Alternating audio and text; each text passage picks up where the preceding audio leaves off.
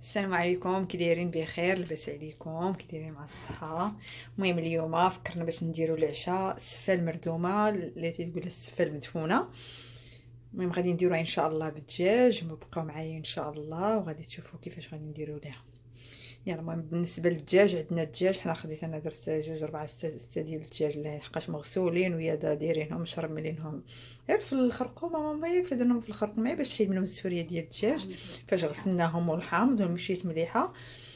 اوكي المهم دابا غادي نديرو التوابل ان شاء الله. يلا سير ماما، سير معايا. يلا تقول اش درتي؟ اوكي، درت فرع ديال الثومه. المهم نديرو ليها الطياب ديال البسطيله في الدجاج اللي تنطيبوه في البسطيله ان شاء الله.